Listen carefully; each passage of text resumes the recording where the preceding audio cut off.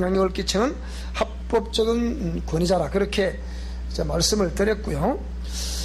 그 다음에 이제 자라서 학교를 가게 되면 교사 역시 수평적인 이 사람은 지식을 전달해주는 합법적인 권위자.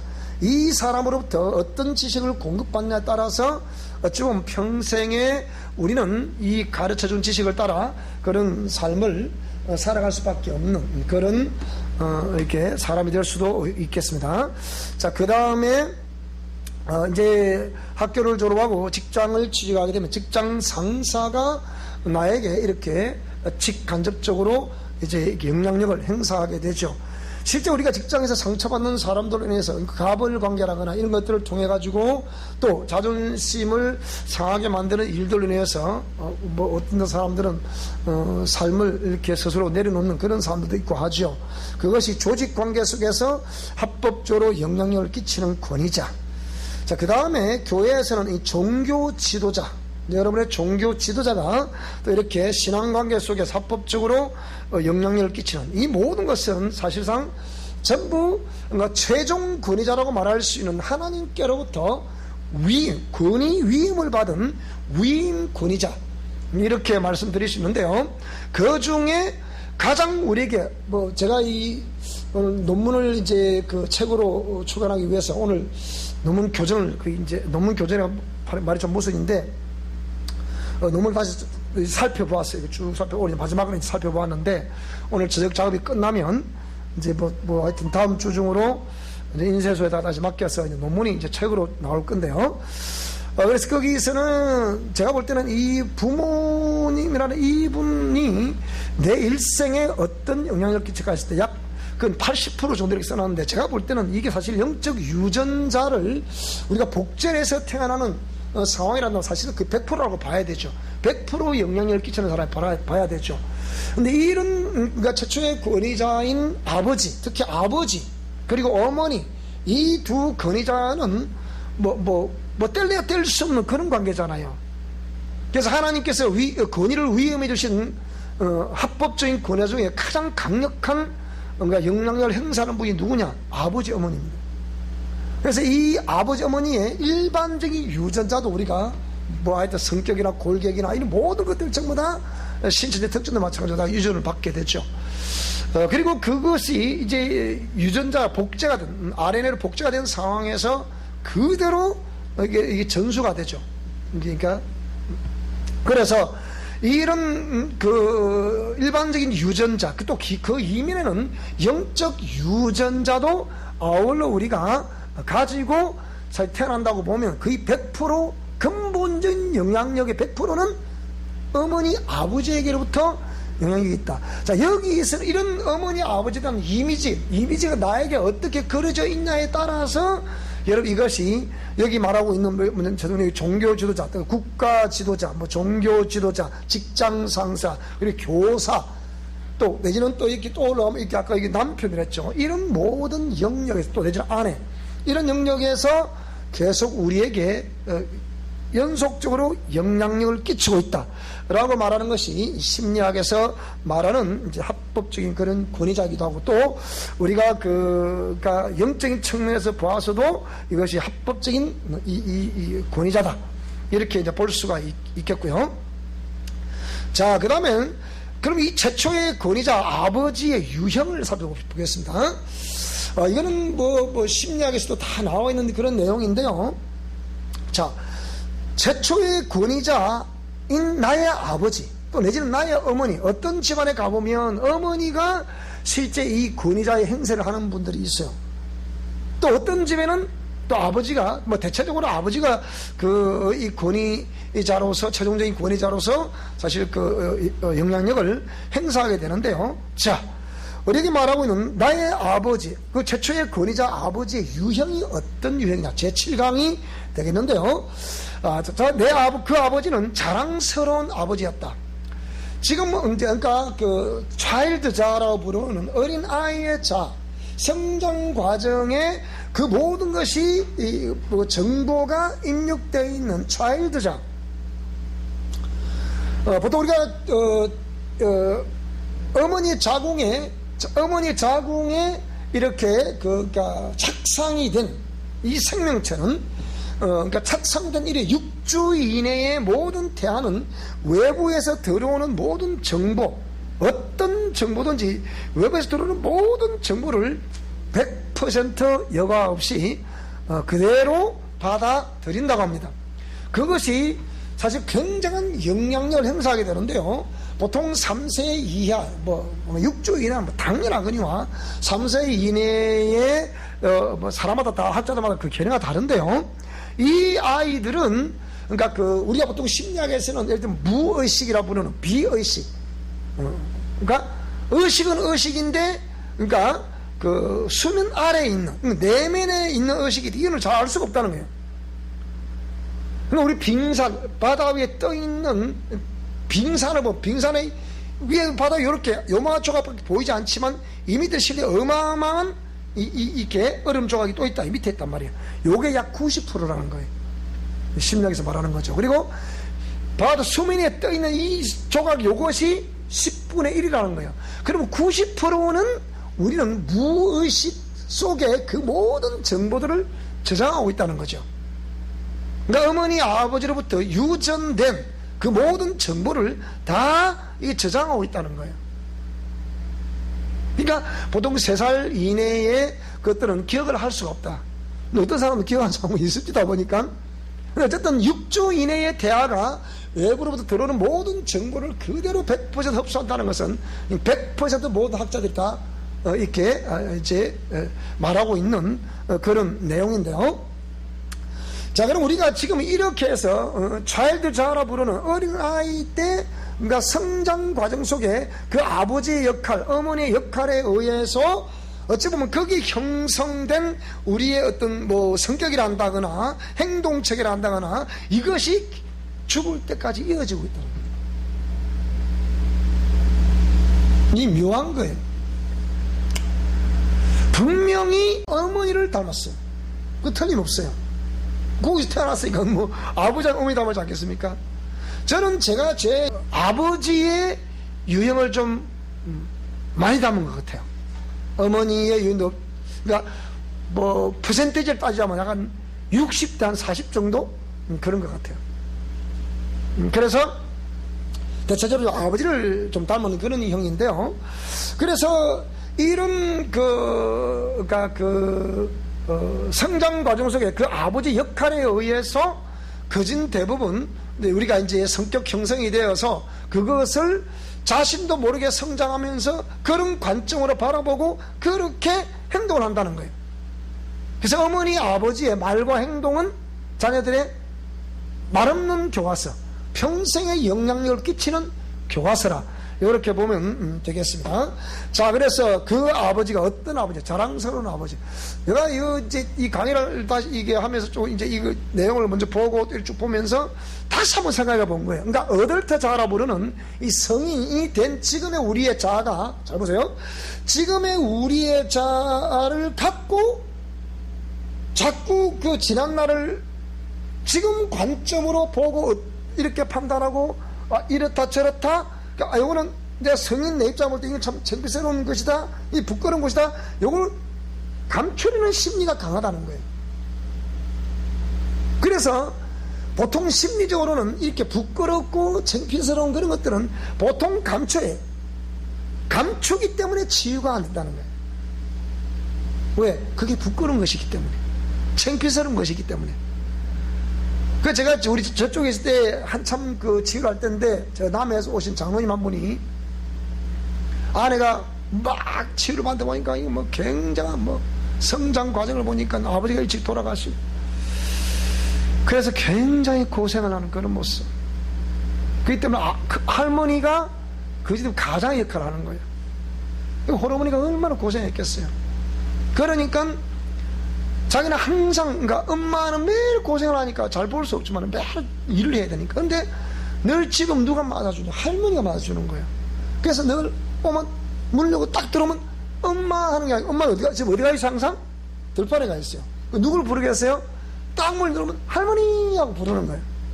그럼 할머니가 어떻게 이렇게, 그럼 이 집안에 장녀로 태어나가지고 그렇기 때문에 그럼 할머니가 오늘은 네가 이걸 해주겠다. 그럼 할머니가 하는 말은 딱 이 벽으로 순종하는 거예요, 이 사람. 그래 성장했더라고요. 그래가지고 참 놀라운 걸 보세요. 자기 어머니 그래 아버지가 돌아가셨는데 자기 또 일을 하다 보니까 남편이 어떤 사고로 또 가버린 거예요. 일찍 가버린 거예요. 그래서 두 아이를 데리고 재가를 한 거예요. 재가를 했는데 이 이제 새로운 남편이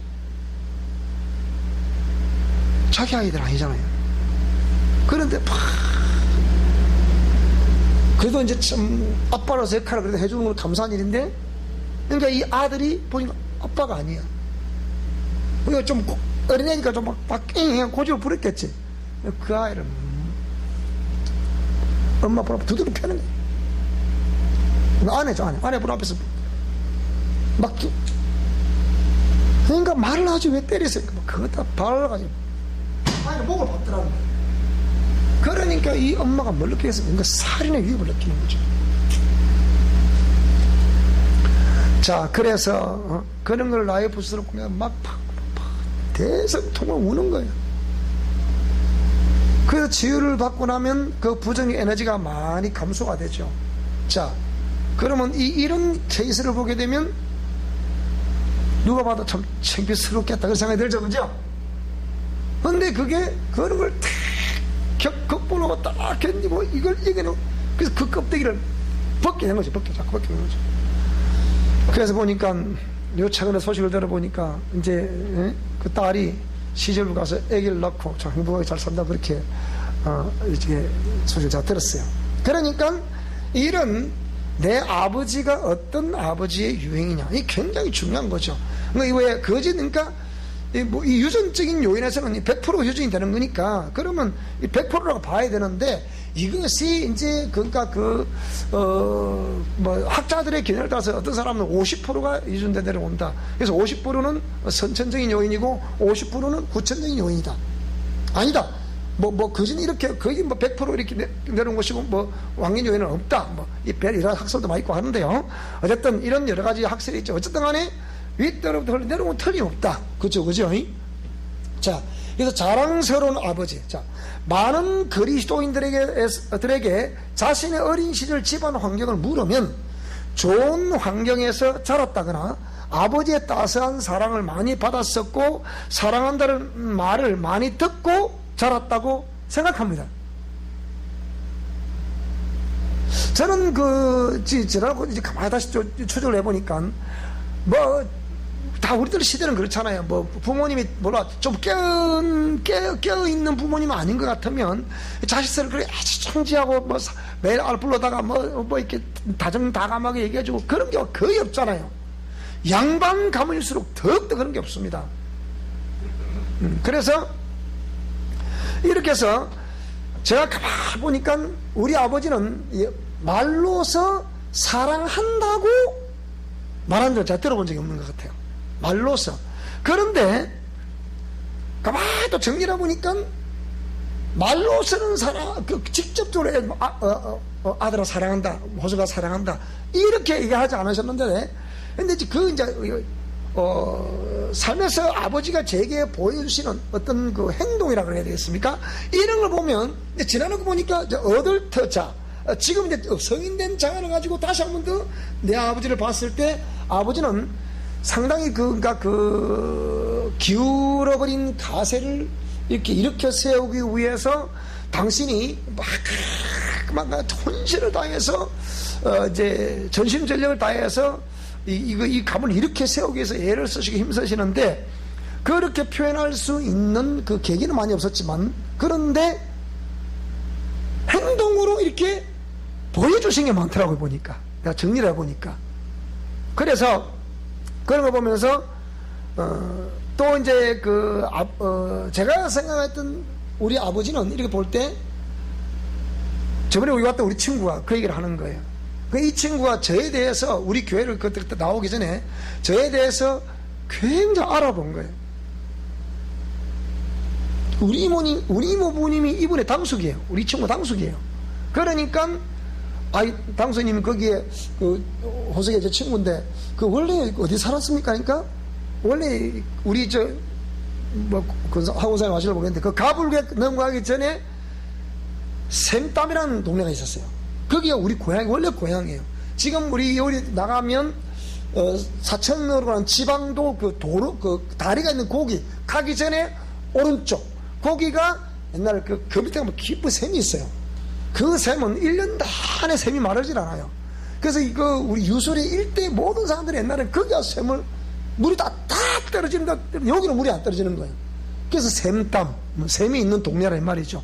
우리 성경의 역사를 보게 되면 전부 다 샘물을 중심으로 막 움직이잖아요. 샘이 있어야 목도 축이고 또 짐승도 먹이고 성경에 많이 나오죠, 그죠? 12샘 어쩌고 이런 거 있잖아, 그죠? 그래서 그런 것과 함께 이제 이렇게 성장을 쭉 해가는데요. 그러니까 이 리일대 우리 유수리라는 동네가 상당히 큽니다, 그게 보기보다. 제가 하동 북천을 가보니까 북천 그 동네가 실제 얼마 큰 동네 아니에요. 그 동네나 우리 리랑 똑같아, 거의 비슷하더라고. 내가 보니까 북천면 일대 요거하고 우리 리하고 거의 비슷하더라고, 이 규모를 볼 때에. 유수리가 상당히 큰 동네, 그 동네가. 그래서 우리 하원사님 하시들의 문중이 그쪽에 큰 한 손들이 거기 있잖아요. 그것처럼 우리는 그분들처럼 그렇게 오래 하지 않아도 우리는 지금 한 6대가 지금 우리가 살고 있죠. 우리 같은 경우는 그렇게 살고 있는 건데 오래됐죠, 그러니까. 그래서 거기 가보면 우리 정가들 그리고 하시들 이렇게 김씨들, 김영 김씨 이렇게 이분들이 보통 이 세 족속이 그쪽에서 오랜 동안 이렇게 삶을 살아왔는데요. 자, 이렇게 해서 우리 아버지는 항상 그 주위에 많은 사람들에게 하여튼 웬만한 리일 때 우리 아버지의 손길이 안 닿은 건 거의 없어요. 어느 동네든지. 아버지가 이 공무원을 하셨고, 그 다음에 이게 또 이렇게 이제 목수일을 남의 집 고쳐주고 수일 이런 걸 너무 좋아하시는 거라. 그래서 이제 평생 그렇게 헌신도 많이 하셨는데, 그래서 우리 친구도 기억하는 우리 아버지는 참 좋으신 어르신이었다. 이렇게 이제 그게 문자가 와 있어요. 그게. 그래서 참 요즘은 그런 것들도 참 이렇게 꼭 강의를 위해서 꼭 이렇게 그런 정보를 주는 것과 같은 그런 걸 느끼기도 하는데요. 자, 어쨌든 간에 이렇게 유교 사상이 강히 뿌리내고 있었던 집안 가문의 가풍을 보게 되면 이렇게 말이 없으시지만 이렇게 행동으로 표현하는 그런 것들도 있더라. 자, 그렇지만 대부분의 사람들이 그렇게 생각을 하고 있다는 거예요.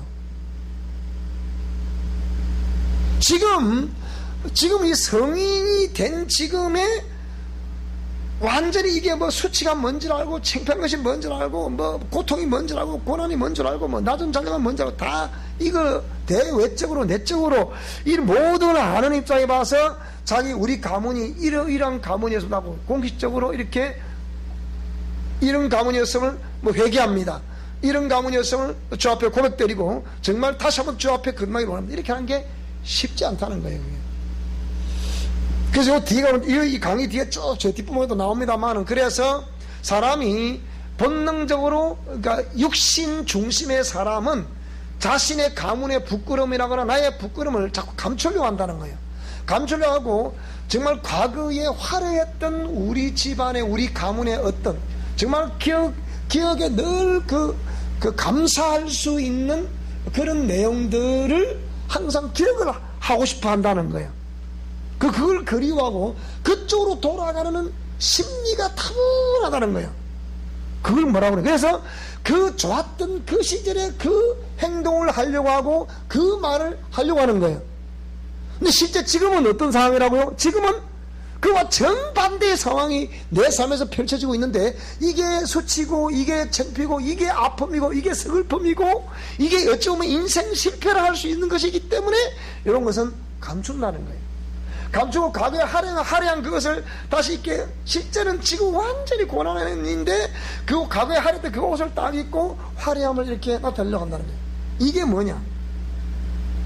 그래서 자칫 잘못하면 이 사람은 그 인격 체계가 자꾸 앞으로 나가야 되고 그리고 지금 이 나이 된 나이에 행동을 취해야 되고 거기서 어떤 또 아름다움을 나타내고 보여줘야 되는데 그게 안 되기 때문에 과거에 화려했던 그 순간으로 다시 돌아가려고 하고 그 화려했던 그 순간에 그 모든 삶의 라이프 스타일을 지금을 나타내려고 한다는 거예요.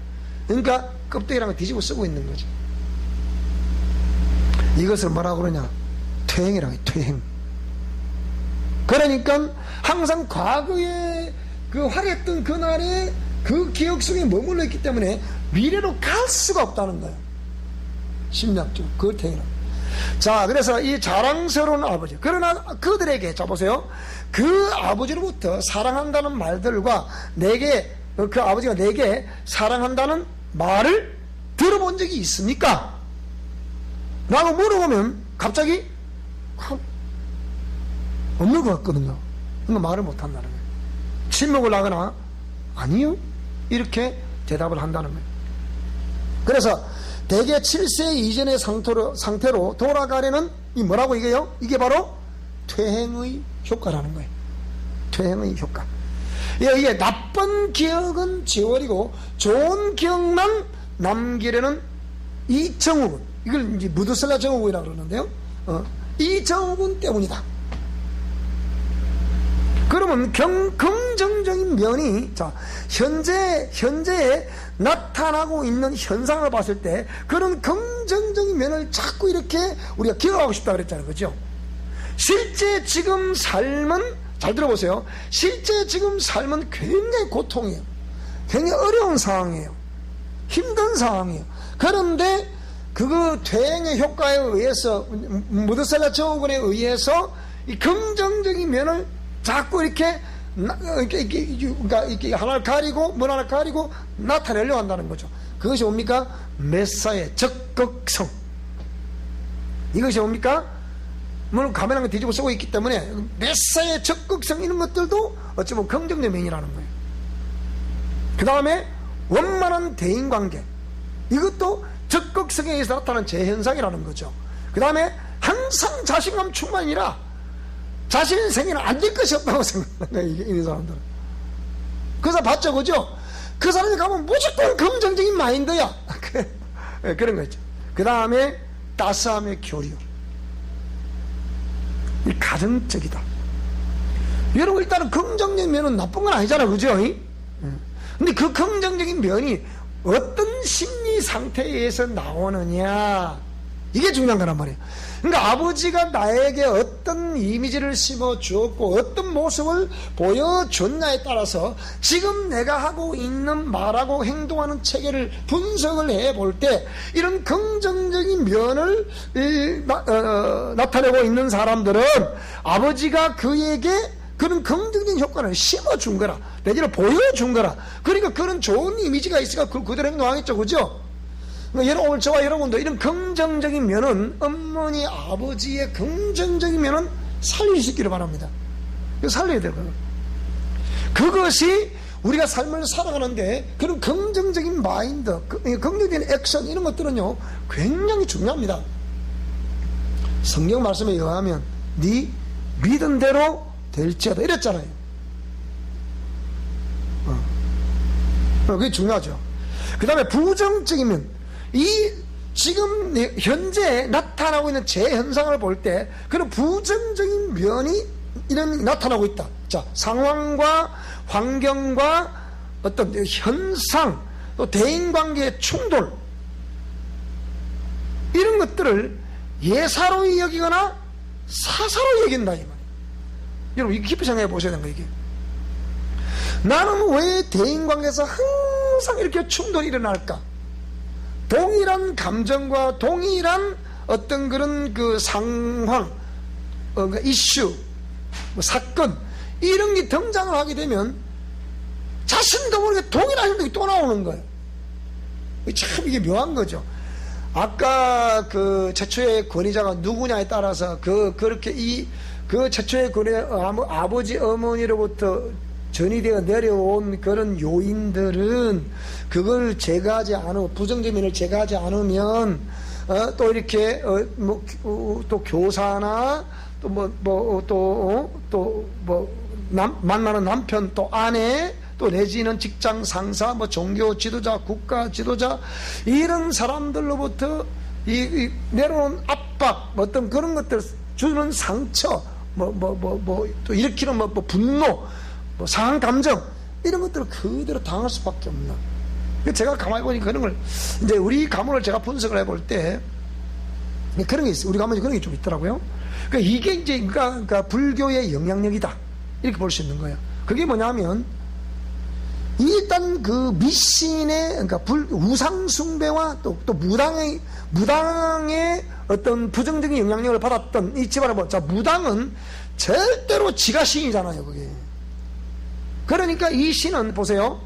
지가 신이기 때문에 절대로 자기가 최고인데 뭐 누구를 섬기겠습니까? 안 섬기거든요.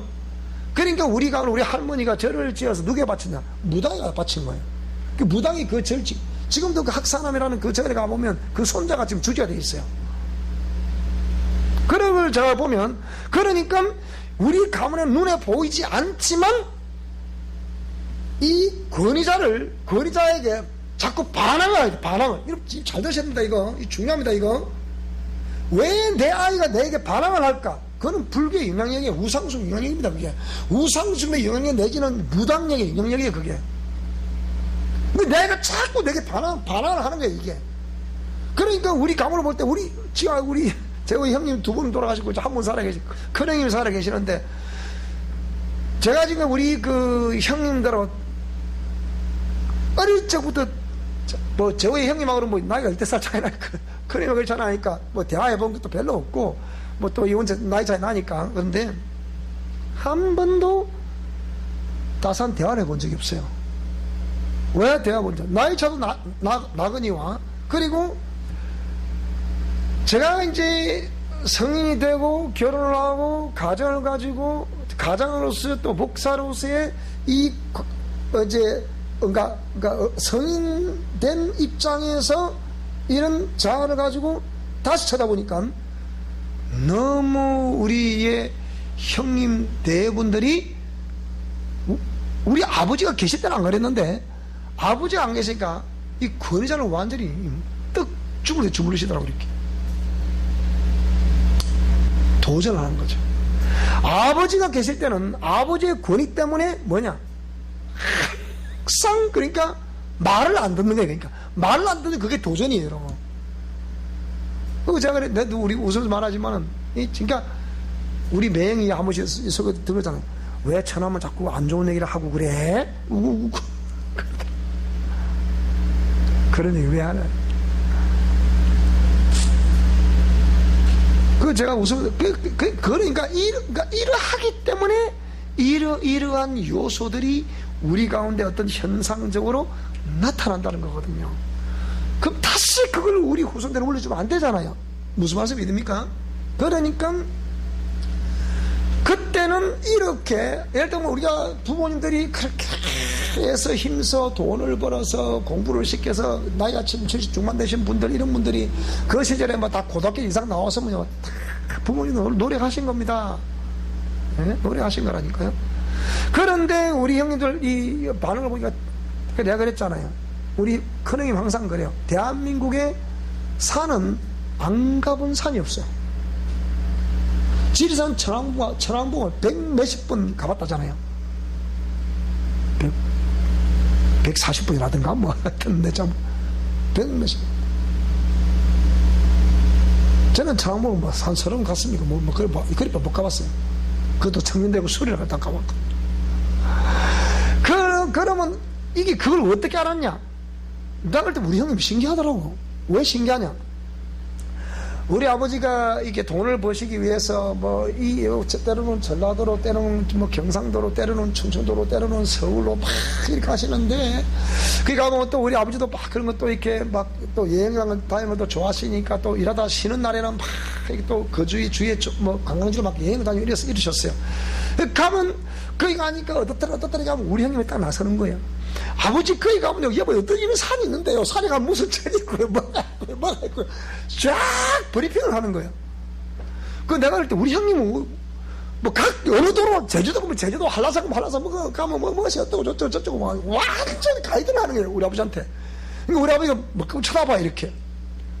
그러니까 그 정도로 부모, 우리 옛날에 월사가 울주면 뭡니까? 요거 떼먹고 가니까 그 놀래대기. 자, 그런 거. 그 시절에는 부모님들이 위에 큰 누나나 큰 형님들 공부를 시키면 그들이 일찍 빨리빨리 해가지고 직장 취직을 해가지고 동생들 같이 공부시키는 그 시절 아닙니까? 이런 게 이제 지나가고 보니까, 그게 이제 제가 이런 전문적인 공부를 하다 보니까, 이것이 우리 가문의 권위자에 대한 도전이구나. 도전이. 근데 아버지가 딱 돌아가시니까 그 본색을 드러내는 거예요. 이제 어머니 혼자 있잖아요. 아버지 계실 때는 어머니는 꼼짝도 못해. 우리 아버지가 용납하지 않으니까. 저희 아버지는 그런 건 용납을 안 하셔요. 그런데 보니까 어머니는 막 우리 소위 막 닦아 세우는 거예요. 알코올릭이 있다 그랬죠, 저희 집안에. 그러니까 알코올릭이 있기 때문에 술만 먹고 나면 어머니가 해준 게 뭐가 있어? 부터 시작해서 이제 난리야, 이제. 그럼 우리 어머니가 처음에는 몇 번 일 하다가 보니까 이거는 한 번, 두 번도 아니고 1년 된다고 자꾸 그 말을 하니까 어머니한테 입을 다물어버려요. 그러니까 어머니가 상당히 외로우신 거예요, 그러니까 거기에 의해서 제가 아버지를 볼 때는 막 신경을 많이 쓰고 아버지가 가시고 없으니까 막 쓰고 그러다 보니까 어머니가 심장병이 막 발생이 되고 심장병이 생기고 뇌출혈이 뇌경색이 생기고 그러니까 자꾸 쓰러지고 이런 거예요. 그래가지고 제가 뇌경색을 뇌경색 쓰러지니까 우리 어머니 같은 경우는 눈이 돌아가 버리더라고요. 이렇게요. 그 제가 뇌경색 쓰러진 어머니를 제가 4시간 맨 처음 쓰러졌을 때 그때 잠시 여기 있을 텐데 서울서 와서 여기 있을 텐데 삼촌 큰일 났습니다. 왜 그러지 않을까? 어머니가 이상합니다. 그래. 그래 가보니까 몸 방 안에 소비를 막 해갖고 막 눈은 막 이렇게 돌아가고 있고 보니까 이게 왜 그렇습니까? 하니까 잘 모르겠어. 이게 뇌경색. 지금 예쁜 거 뇌경색이라 그래. 그 제가 볼 때는 이거는 그런 것이다 생각하고 이제 손을 4시간 반을 출사를 했습니다. 12시 넘어가가지고 나 5시쯤 출사 끝나더라고. 4시 한 40분 정도에 출 끝나더라고. 딱 그거 나와라. 떠나라. 이게서. 이 죽음이면 떠나라. 그 4시간 반 되니까 갑자기 하더니 눈을 뜨더라고. 눈을 뜨더니 일어나는 거예요. 그게 당신은 아는 거죠. 그래서 그게 보기에 뇌경색이라. 지금 보니까. 그런데 그게 참 기적이죠. 기적이죠. 그렇게 제가 4번을 제가 일으켰거든요. 그래가지고 쓰러진 거를 기도를 해가지고. 그러니까 그런 것들이 이제 아버지가 없으니까 어머니가 아무 힘도 없는 그 어머니를 형님들이 자꾸 공격을 하고 형수들이 공격을 하니까 어머니가 그할 곳이 없는 거예요. 사실 그러다 보니까 우리 집에 오게 된 거예요. 그러다 보니 저 사람이 또 효부잖아요. 그게 참 그래도 모신 거예요. 그러니까 이런 것이 왜 그러냐? 그러다 보니까 이제 우리 조카들 내가 딱 해보니까 이 조카들 또 자기 아버지 어머니 또 그러는 거예요. 지나고 보니까. 그래서 보니까 이거 안 되겠고. 그래서 제가 이 사역을 할 때 그냥 사역하는 게 아니에요. 그저께 1박 2일 사역할 때도 그랬죠. 왜 부부 치유를 받아야 될 이유를 제가 설명했잖아요. 이번에 그 이유를 설명한 거예요. 그 다음번에 오늘 이제 전화 왔던데 너무 좋았다고 그렇게 전화 왔던데 다음번에는 그 실제의 치유를 이제 할 거예요. 그 프로그램에 의해서 그 이제 치유를 하려고 생각하는데 하여튼 그래 다음번에 이렇게 가다가 그 리더가 깜짝 놀라더라고요. 예? 그러더라고요. 이렇게 부부 치유를 할 겁니다. 이래 말하니까 기겁을 하는 거예요. 자, 그래서 이렇게 보니까 계속해서 이 아래 사람들이 윗 사람을 자꾸 컴플레인 하거나 막 푸시를 하거나 이런 것들이 왜 그러 생기냐? 그래서 생기는 거예요. 이런 것들이 참 이 어떤 역사에 생기는 거거든요. 자, 그래서 이런 것들을 우리가 예사로 여기서는 안 한다는 거죠. 그러니까 그런 게 자꾸 일어날 때 왜 나에게는 똑같은 일이 자꾸 반복적으로 일어날까? 이거는 딴 거 없습니다. 그 심리적인 요인과 함께 그 배우의 역사는 형들이 이렇게 딱 동시다발적 역사에서 그렇거든요. 그게. 근데 이걸 제가 하지 않으면 여러분 그 평생 그렇게 따라다닙니다. 그게. 참. 그래서 그리고 교만과 거만. 성장 과정에 그 습관 그대로 지금도 행동을 한다. 생각해 봐야 되잖아요. 이것이 평생에 그러니까 상처가 많고 상한 감정이 많고 거기에 대한 분노가 많을수록 그 쉽게 풀질 않아요. 잘 삐지고 그러다면 이 삐침 이게요 딱 그 현상이거든요. 자기 마음대로 안 되니까 삐치는 거거든요. 그렇잖아, 그죠? 이런 것들이 전부 다 그러니까 그 부정적인 면을 그렇게 자꾸 그래 이게 돌출이 되고 있는데 그걸 예사라 얘기하나 사사라 얘기하고 넘어간다. 그러시면 안 된단 말이죠. 그리고 과거, 즉 긍정적이었던 현실 속에 있었던 과거, 그리고 현실, 과거와 현실, 즉 근데 과거는 긍정적이었던 현실인데 지금 현재는 뭐라고요? 부정적으로 나타나고 있다, 현실이. 그러면 과거는 긍정적인 현실, 삶이었는데 지금 현재는 부정적인 현실이 지금 현재의 상황이다. 이 괴리가 왜 생기냐? 여러분 생각해 봐야 돼. 이거 생각해 봐야 된다니까요. 그러면 시집 오신 분들은 시집 오기 전에 과거에 생각해보고 지금 생각해보니까 내가 과거에는 건데 지금 이 집에 시집 와서 다 다르게 생각하거든요. 또 거의 다 그렇게 생각합니다. 또 이 치유하는 사람 특징이 뭐냐?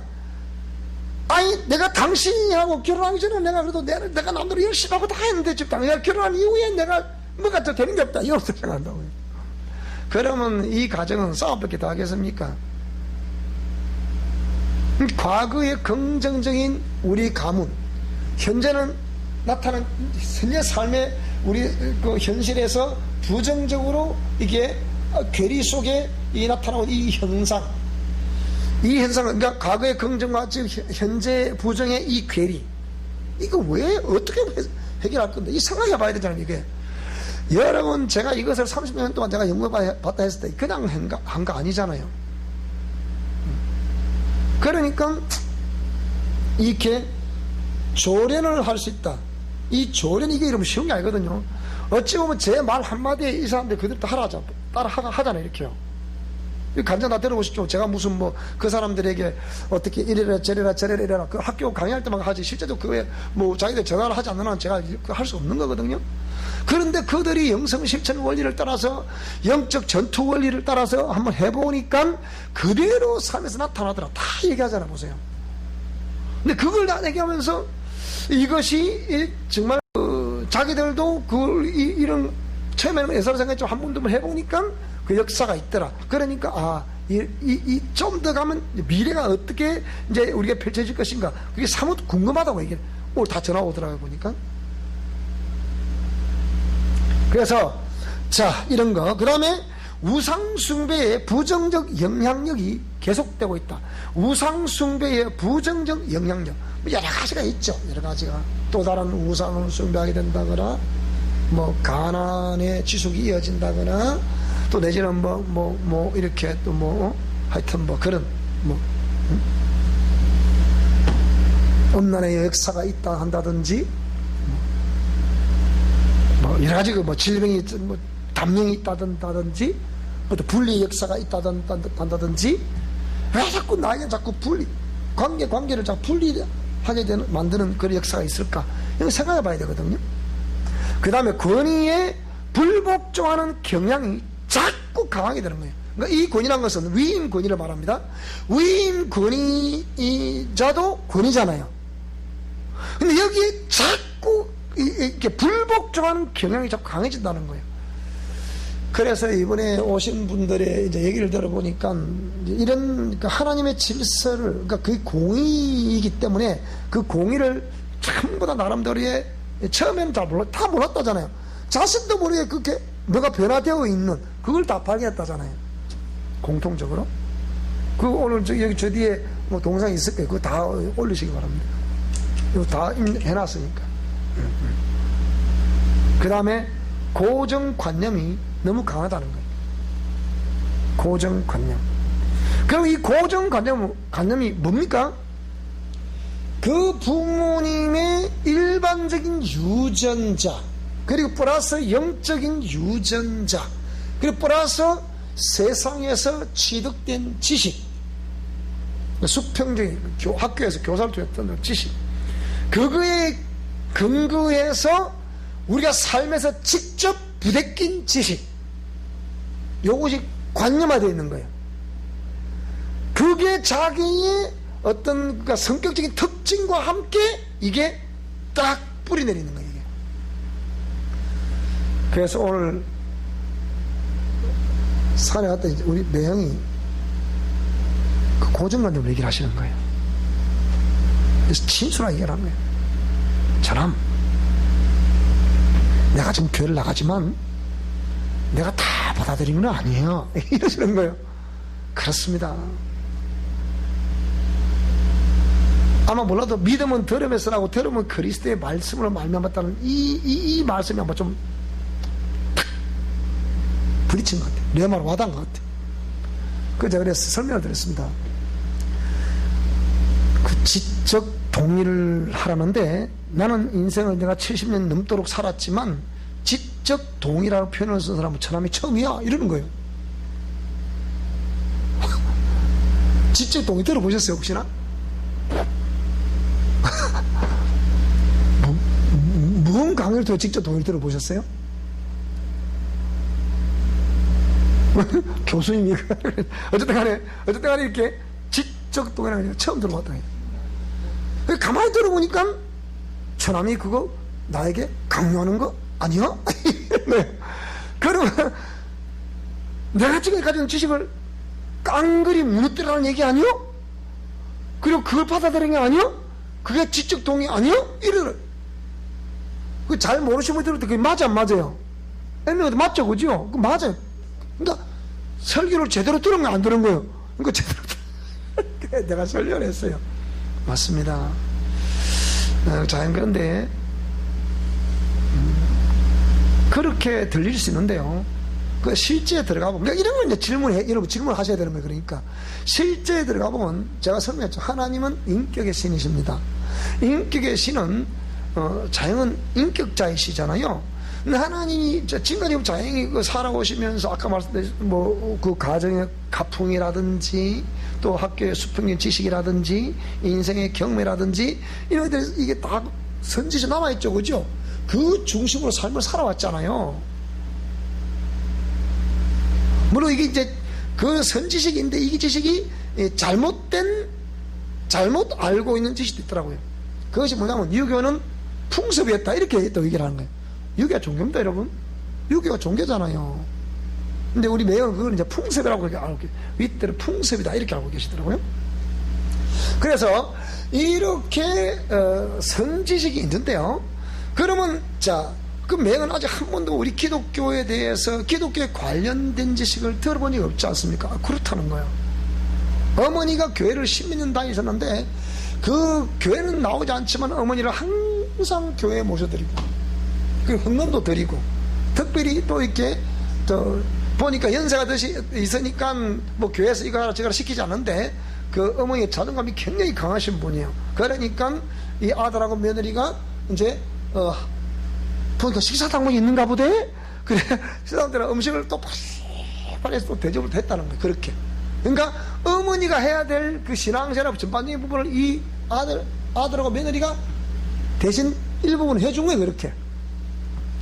자, 그러면서 뭐라고 하느냐, 한 번도 들어본 적이 없기 때문에, 그러면 이런 그 기독교에 관련된 지식을 일단 인격의 신이신 하나님은 전하는 사람들, 제가 성직자 목회자인 저를 통해서 또 복음 전파자를 통해서 기독교는 이런 것입니다 하고 일단은 전파는 합니다. 기독교에 관련된 지식, 영혼이 있다는 지식, 천국이 있다는 지식, 그 어떻게 하면 천국을 갈 수 있다는 지식, 이런 전반적인 지식을 자연은 모르지 않습니까? 모르지. 그러면 이 교회를 오시면서 그걸 들려주지 않습니까? 들려주지. 그러면 내용은 지금까지 가지고 있었던 지식이 있는데 그 지식을 깡그리 없애고 받아들이는 건 신앙이면 틀림이 없습니다. 맞죠? 그런데 그렇게 하면 너무 강압적이 되잖아요. 비인격적이 되잖아요. 그래서 매형은 인격자이시지 않습니까? 그러니까 인격의 신이신 우리 하나님은 그걸 절대로 뭐 갑절하라지 않습니다. 비교를 해보세요. 맞아요, 맞아요. 비교를 해보시고 논리적으로 이게 맞다고 생각이 되면 그건 받아들이셔야 돼요. 맞아, 안 맞아요, 여러분? 그거라니까요. 그러면 제가 우리 매형한테는 차츰 더 깊이 말씀드리지 않았습니다만, 저는 볼 때 제가 우리 영성 실천 원리 볼 때 이는 너무나 성경적입니다. 이번에 그저께 1박 2일 동안에 핵심된 내용이 뭡니까? 왜 부부 치유를 받아야 되는 이유를, 필요성을 얘기를 하는데요. 잘 보세요. 일단 여기가 잘 들어보세요. 여기가 깨끗해요. 내 자신 심령 성전이 깨끗해야 누가 오신다? 성령님 오신다. 성령님이 오셔야 이 성령님이 모든 역사를 내 삶 속에 그분이 주도하셔서 다 역사를 이루어 주셔야 될 부분은 누굽니까? 그분이에요. 그럼 내가 해야 될 일은 뭐냐? 내가 해야 될 일은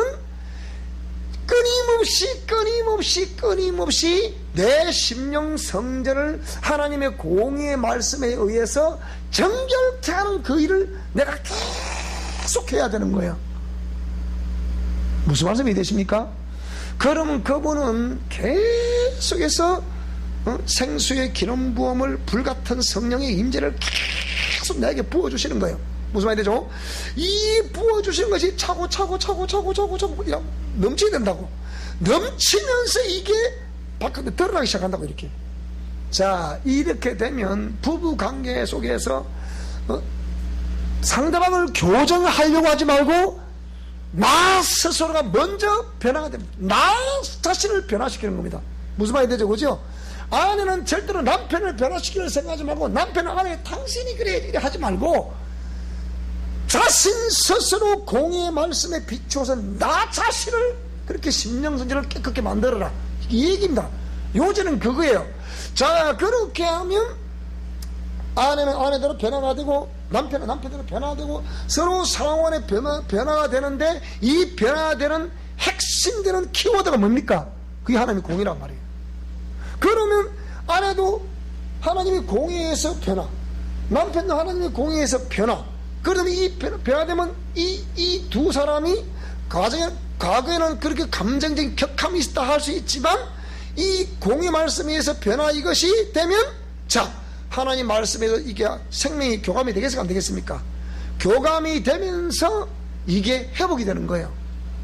회복이 되면 이걸 지금 누가 지켜보고 있는 거예요, 지금? 자녀들이 그걸 다 보고 있다고요. 거기서 자녀들은 평안을 느끼는 거예요.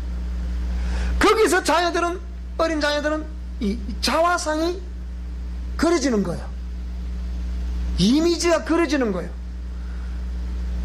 나의 미래에 대한 이미지를 그리며 나의 미래의 내 짝지에 대한 이미지를 그리는 거예요. 미래의 내 남편에 대한 이미지를 그리고 미래의 내 아내에 대한 이미지를 그리는 거예요. 무슨 말이 됩니까? 그렇게 되버려서 가정의 회복이 온다. 회복이 주제라 했다. 그러니까 이게 무슨 말인지 이해되세요? 그러니까 이게 얼마나 중요해 봅니다. 이걸 우리 오늘 내용에 설명을 합니다. 그러니까 너무 많이 하면 또 어렵잖아요. 그래서 인격의 신이신 하나님은 그런 고정관념을 가지고 계신 자영의 모든 걸 일국에 무너뜨리라. 그게 당연히 그게 옳지 않으면 그걸 무너뜨려야 돼요. 그렇지만은 아까 말이 긍정적 요인을 살리라 그랬죠. 그죠? 긍정적 요인을 살려. 그리고 옳지 않은 것은 그걸 분명히 버려야 되잖아요. 그러면 그 옳지 않은 것은 옳은 걸 받아들여야 되니까, 그럼 제가 볼 때는 분명히, 자, 내가 길이요 진리요 생명이다. 우리 맞잖아요. 예수 그리스도로 말미암아 천국 가는 거잖아요. 맞잖아요. 그러면 이제 안 받아들일 수 없잖아요. 그 강압적이 아니잖아. 그죠? 옳기 때문에, 맞기 때문에 이 받아들일 수밖에 없는 거예요. 그럼 제가 강압적으로 받아들이랍니까? 그래서 믿음은 뭐라고요? 자꾸 들어야 되는 거예요. 믿음은 뭐라고요? 들으면서 나는 거예요. 들으려면 어째야 돼요? 말씀을 들으면 어째야 돼? 쫄깃하게 교회를 나오셔야지. 맞잖아요. 교회를 나와야지. 들으면 뭘 근거에 말씀을 드려야 된다고 이건데?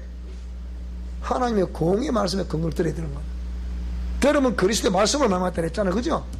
자, 그래서 한 번 듣고, 우리 명인도 그러시면, 안 그래도 한 번 듣고 두 번 자꾸 들으니까, 뭐, 그렇다고 생각이 들더라는 거니까.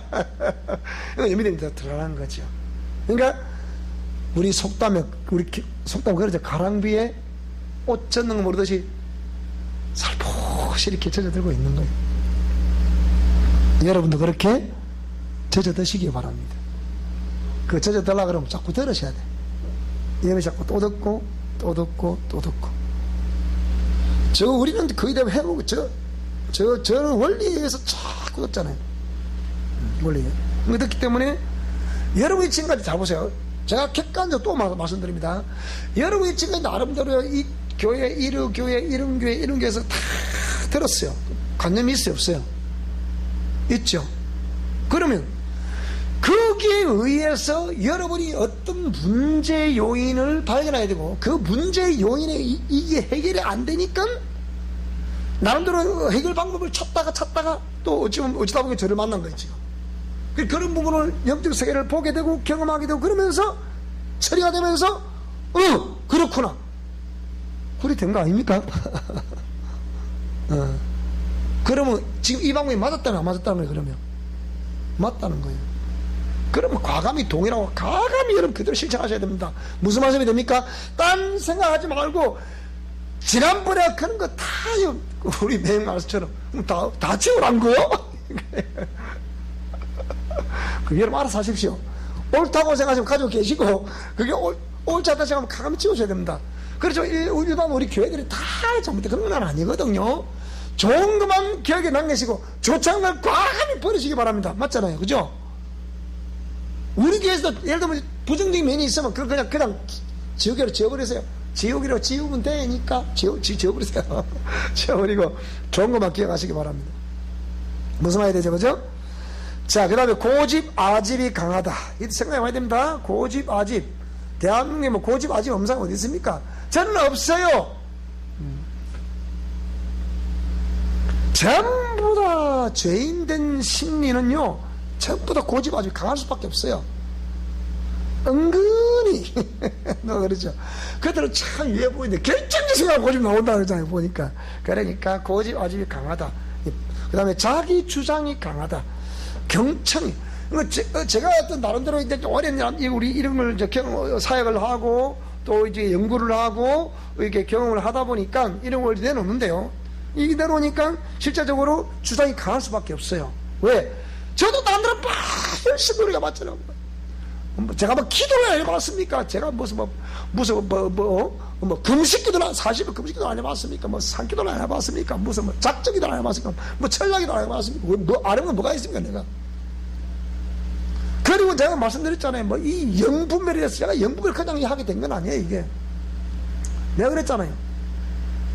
나름대로 듣다 봤다 들었다는 이거 은사자들은 내가 3년을 내가 3명한테 3년을 내가 당해봤거든. 내가 이 말이 3년 당해보세요. 3명부터 3년 당해보라니까요. 여러분 얼마 그럼 제가 뭐 바보로 당합니까?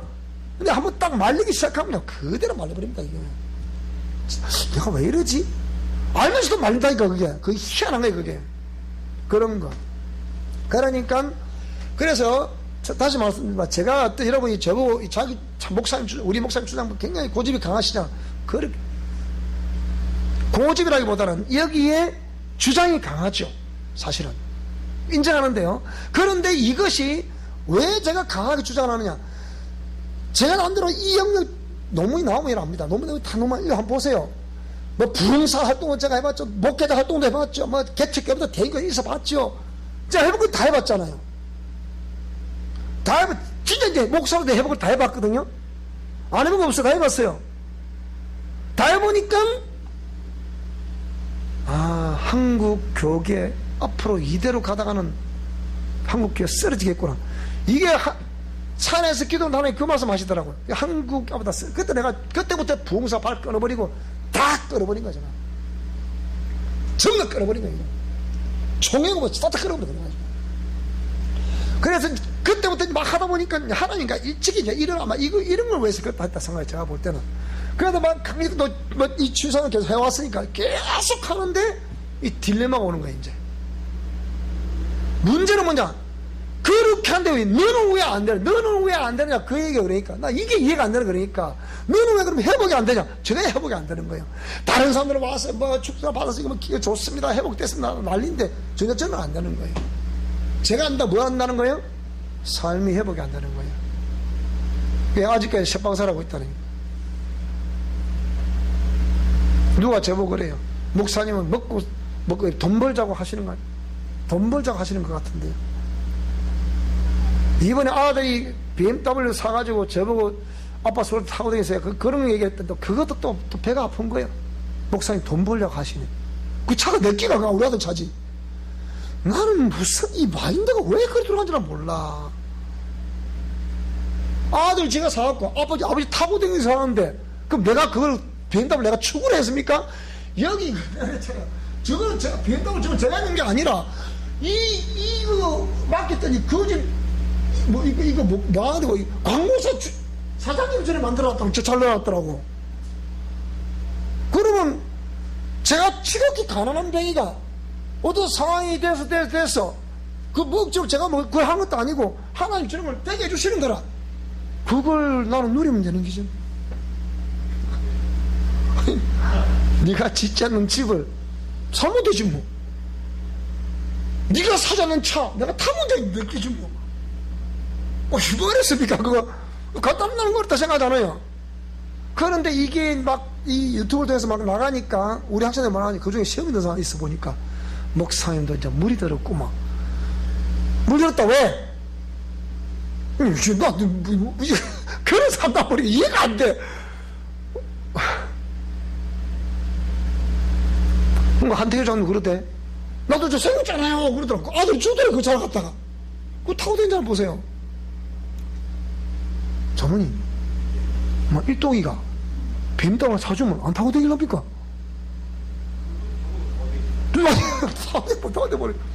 타고 다닌다니까. 주사님, 지금은 1313이지만은, 현우가 앞에 돈 많이 벌어가지고, 그런 데 사주면 안 타고 다니실 낀가? 오늘 보니까 운전면허, 자동차 보험 경신하고 왔더라고. 50세 한정 운전이 돼 있대요. 그래 돼 있는데 이제 50세 한정, 50세 이상 운전을 바꾸려고 그래. 왜? 사모님 타고 다니라고. 국가차까지 땄잖아요. 2종. 그러니까 이런 거 모든 가정을 거치며 제가 거쳐보니까 하나님이 일을 되게 하시더라고요. 내가 분명히 그랬잖아요. 아들이 저렇게 아버지 힘들어요. 그러나 5월달 중순 지나야 된다. 그대로 돼버리잖아요. 그러니까 뭘 된다는 하지 말고 우리가 하나님 말씀 하는 게 중요하다. 그 아들 보고 네가 분명히 어떤 그 역사가 있을 텐데 네가 없었냐 그러니까 꿈에 할머니 나타났어요. 할머니? 그래? 그것도 4번이나 4번 마음속에 제 사인은 뭐라고요? 그거는 아니다. 그래서 물었잖아요. 그럼 할머니가 어떻게 나다니까 할머니 사실 한 번씩 보고 싶거든요. 보고 싶겠지 할머니니까. 근데 보고 싶다는 할머니가 탁 나타났는데 저 할머니 웃으면서 오시더래. 자기한테로 웃으면서 우리 오시더래. 근데 가까이 왔는데 보니까 이래 움직이더래. 이렇게 할머니가. 그러니까 눈이 지금 집사님한테 교감하잖아. 이렇게 이거 집사님 씨 웃고 있는데 지금 이렇게 웃으면 돼. 교감이 되지. 이렇게 교감이 돼야 되는데 할머니 이래가지고 할머니 그러니까 할머니가 그럼 우리 손자 잘 있었네 이래 됐긴데 이래 움직이니까 맞네 좀 이상하네요. 근데 이상하다는 거라. 그럼 이거 뭐겠노? 네 할머니를 가장한 귀신이다. 그 세력들이 나는 네 사업을 방해했다 본다. 그럼 뭐라고 이제 그럼 뭐하라고 이제 검으로 요새는 이 조조보라가 유행인데 요새 이제 하도 조조. 그럼 내가 검으로 가면 우리 학생들 그래요. 조조보라. 그러니까 아들이 매일 하나도 안 믿잖아. 밑에 직원들이. 밖에는 거. 사장님 뭐합니까? 뭐 팔이 아픕니까? 그런 게 있다. 그래서 해보니까 그러기 때문에 이게 확실하다 생각하기 때문에 자, 어떤 신학 영역, 거기 논문에서, 그러니까 논문에서 이런 논문을 보면서 저 박사과정을 지도하시는 교수님이 그 한국의 성경 대표였잖아요. 성경을 다다다다 외운다는 그 성경학자 대표였잖아요. 그러니까 이분이 뭐라고 그러냐. 이거는 분명히 한국의 지유사회학계의 참고서가 될 것이다. 그랬거든요. 그게 이제 드디어 이제 나오는 거예요. 자, 그래서 그러다 보니까 주장이 강할 수는 있습니다. 그러나 제가 역설을 하지만 받고 안 받고, 내가 늘 그러죠. 받고 안 받고 여러분 자유입니다. 무슨 말씀이 되죠? 그러나 분명히 실행을 해보면 역사는 있을 겁니다. 틀림없습니다. 80% 제가 딱 지금 통계를 내보니까요. 딱 지금 이제 계속 이제 그니까 그 사후 임상 통찰이잖아요. 성경의 지유사역 그 사후 임상 통찰이란 말이에요. 그러면 제가 이 아무도 모르는 사람이 이 원리들을 했을 때 하나님을 경험할 확률은 80%입니다. 80%입니다. 그럼 100명 중에 80명이 하나님을 전혀 경험하지 못하는 사람이라 하더라도 요 원리들을 하면 반드시 80%는 경험할 수 있다는 거예요. 그러니까 80명 경험한다니까요. 여러분 80명 속에 들어갈 수 있기 바랍니다. 그러면 80명이 경험을 하는데 이 80명이 끝까지 영성 실천 원리를 따라 삶에서 뿌리내리게 할 사람이 몇 프로 되느냐, 이거예요. 지금 제가 계속 대충 이렇게 보면 한 50%, 그 한 40한, 제가 볼 때 한 40한 5%, 50% 사이에요. 지금 현재. 그럼 요거를 제 목표는 또 욕심이 생기잖아요. 그거 없으면 됩니까? 한 60%선은 끌어올리는 거예요. 그러니까. 만약 우리가 100명이 있으면 100명 중에 80%가 수행을 하는데 그 80% 가운데에서 뭡니까? 60%까지 끌어올리는 거예요. 그게. 80명, 68, 약 48명 정도는 뭐라고요? 48명 정도가 계속 이렇게 영성 실천 원리를 준행하는 정말 미션 코람데오들이 될 수 있도록 그 끌어올리는 작업을 좀 활용하는 거예요. 그러니까 그렇게 되기를 원하는 거예요. 그래 하면 회복이 다 되는데 왜 안 되겠어요? 강원도 다 얘기 들어보셨잖아요. 그 사람 실천하는 사람 하고 있는 사람들이잖아요. 그래 평생에 술 먹는 사람이 술을 왜 끊죠? 담배를 끊죠? 그러니까 뭐 저기 감정하잖아요. 그렇게. 그 다음에 항상 목소리가 크다. 성장 과정에 자신감이 부정적으로 나타나는 현상이 폐활량, 혈액순환과 상관없다. 그러므로 항상 결과는 부정적으로 나타난다. 그리고 큰 소리를 쳤지만 현장에 가보면 이거 안 되는 거예요. 이런 거. 자, 오늘 이렇게 자랑스러운 아버지, 최초의 권위자의 아버지의 유형 가운데 자랑스러운 아버지를 이렇게 이제 쭉 설명했는데, 어쨌든 이 윗대로 흘러내는 모든 유전자는 좋은 부분은 충분히 이렇게 살리시고 또 좋지 않은 부분들은 교정할 수 있기를 바랍니다. 자, 우리 찬송 하나가 마치겠습니다. 아까 우리 하던 찬송